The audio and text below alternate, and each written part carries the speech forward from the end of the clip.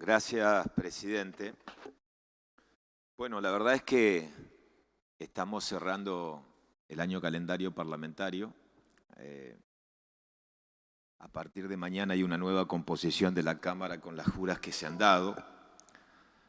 Y me parece que cerramos el año con un debate que es central. Porque no se trata únicamente del tratamiento de 48 decretos de necesidad de urgencia, promulgación parcial, que son parte de un paquete de 116 decretos que fueron dictaminados por la Comisión en noviembre del transcurso del año. No son decretos más. Tienen que ver, como lo han dicho los miembros preopinantes, con decretos que fueron dictados en un contexto muy particular para la Argentina y el mundo, en el contexto de la pandemia. Son decretos que tienen que ver con normas constitucionales que otorga al Poder Ejecutivo la apropiación de facultades legislativas en casos concretos y que en el contexto de emergencia y en el contexto de pandemia, de arranque cumplían con esta idea de la necesidad y de urgencia para su dictado. Ahora bien, algunos podrán pensar que como se tratan de prórrogas de las disposiciones de los aislamientos sociales preventivos y obligatorios o de las normas del DISPO, prácticamente es un debate abstracto, porque en definitiva las normas que fueron dictadas se ejecutaron en su plenitud en estos paquetes de medidas sociales y de medidas laborales. Pero nada más lejano que la realidad, hablar de un debate abstracto.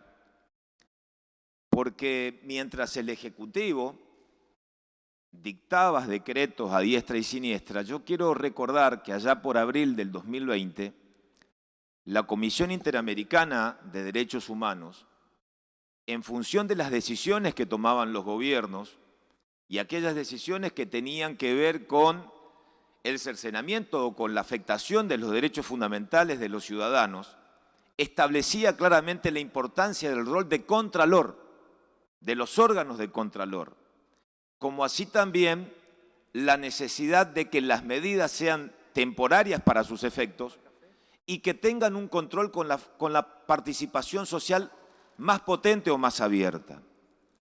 ¿Y por qué yo lo planteo? Porque los decretos tienen dos filtros. El primer filtro es el de la Comisión Bicameral Permanente de Trámite Legislativo. Ese es el primer paso donde uno puede decretar la validez o invalidez en el contexto de la consideración política. Pero el debate central, el control central, en materia de facultades delegadas o apropiaciones de facultades propias que la Constitución otorga al Poder Legislativo en materia de sanción de ley o de normas con efectos de una ley, el debate está acá, en el Congreso. Y yo creo que algunos citaban otros decretos que fueron dictados en otros momentos políticos de la historia. Claro está, hay decretos en todos los gobiernos, pero no hay decretos que se asimilen a un contexto de pandemia. No hay decretos que se asimilen para que el Congreso de la Nación, como nos pasó, o por lo menos voy a hablar en nombre de esta casa, para que esta casa permaneciera en silencio en tiempos de pandemia con los decretos que fueron dictados.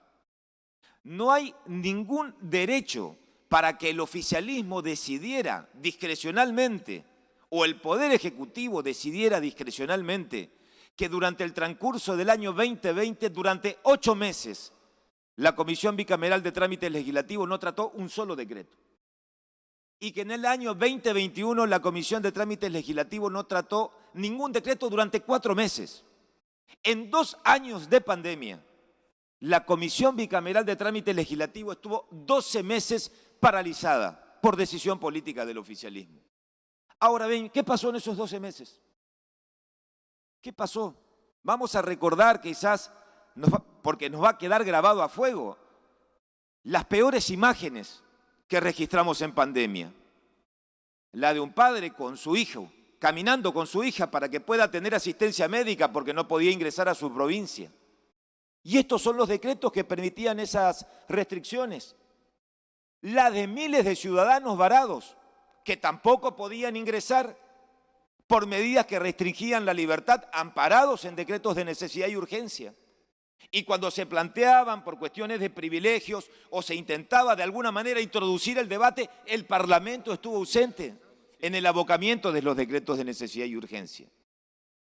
El senador por la provincia de Río Negro decía, ¿quién hubiera querido que se suspendan las clases presenciales, que no nos permitan los ingresos? Ahora, yo les permito, ¿dónde estuvimos nosotros en el rol de contralor que nos otorga la Constitución? Porque si durante el 2020 las clases presenciales estuvieran suspendidas para 11 millones de chicos, el 80% de los estudiantes no tienen conectividad en la Argentina. Y habían medidas que afectaban a todos, pero con efectos distintos. Algunas provincias adecuaban el contexto a la realidad y el Parlamento estaba ausente. O el Parlamento de alguna manera actuó con complicidad con las decisiones políticas que se fueron tomando. Entonces, después de 12 meses de paralizada la comisión, el 18 de noviembre se trata un paquete de 116 decretos de necesidad y urgencia. Hoy tratamos la primera parte en dos paquetes, es decir, 48. Algunos podrán especular que ese tratamiento del 18 de noviembre coincide justamente con una derrota electoral del oficialismo. Y que con la derrota electoral del oficialismo, después de la parálisis de la comisión, este Senado, por primera vez, el oficialismo pierde quórum propio. Yo no creo que sea así. No creo que la urgencia para que la comisión trate esos 118 decretos se trate de blanqueos, porque surtieron efectos. Y porque creo que para algunos decretos podrán contar con el número. Tiene que ver con algo mucho más fuerte y que nos debería interpelar al Parlamento argentino, al Senado de la Nación, con esta idea del Ejecutivo de que podés sacar decretos, de que no hay control, de que se avance en un contexto de pandemia sin medir las consecuencias. Entonces, con todo lo que pasó, la pregunta que nos deberíamos hacer es ¿qué hubiera pasado cuando la sociedad se movilizaba?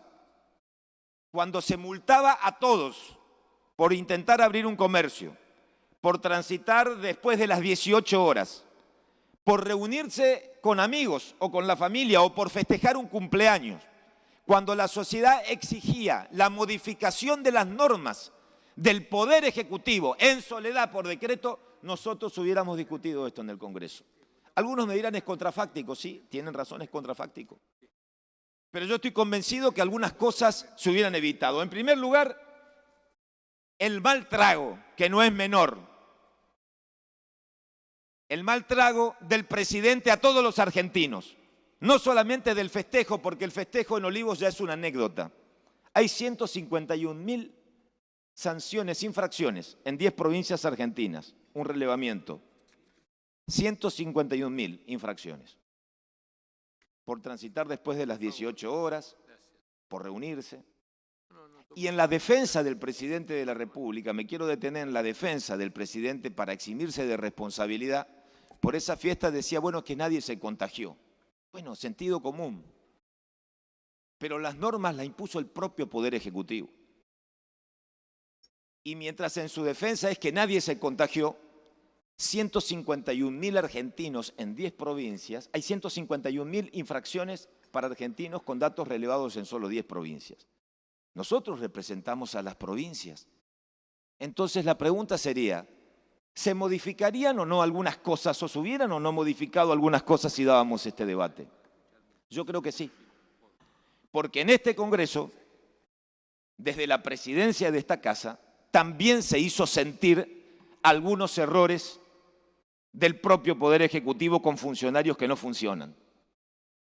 Entonces, la complicidad del Parlamento en no tratar, en no abocarnos al tratamiento de decretos que fueron abusivos, que atropellaban la dignidad de las personas, me parece que nos tiene que interpelar. ¿Y saben por qué?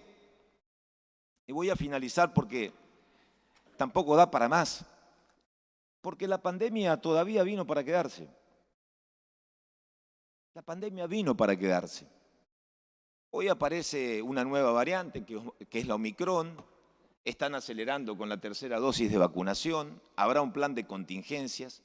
No sabemos lo que puede pasar con las nuevas variantes, pero sí sabemos lo que no puede volver a pasar en la Argentina. Lo que no puede volver a pasar en la Argentina es un presidente que dicte decretos a diestra y siniestra, que afectan la libertad, que afecta el derecho a comerciar, que afecta el derecho a la educación y que el Congreso esté al margen y que no controle. Porque en pandemia el control debe ser más estricto. Entonces, para nosotros, más allá de rechazar en la comisión por la metodología impuesta por el Poder Ejecutivo, yo creo que en este contexto hay que recuperar el rol de control. Miren, yo estoy seguro, absolutamente convencido, que todos estos decretos y la falta de control y los abusos fue la principal causante de la derrota electoral del oficialismo. Pero los resultados son anecdóticos, van y vienen. Se pueden ganar, se pueden perder. Ahora, ¿quién se hace cargo del daño enorme a la salud psíquica, física de las personas? ¿Quién se hace cargo de los familiares que no pudieron despedir a sus amigos? ¿Quién se hace cargo del cercenamiento de libertades? ¿Quién se hace cargo de las enormes consecuencias que generaron la falta de sentido común de la política? Por eso, presidente, espero que en el futuro, en función de las variantes que aparezcan, cuando se dicten decretos, este Congreso se aboque a su tratamiento.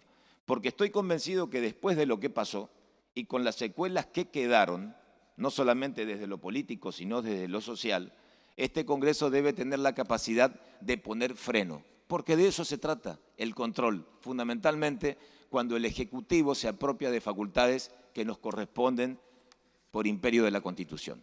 Muchas gracias. Gracias, señor senador.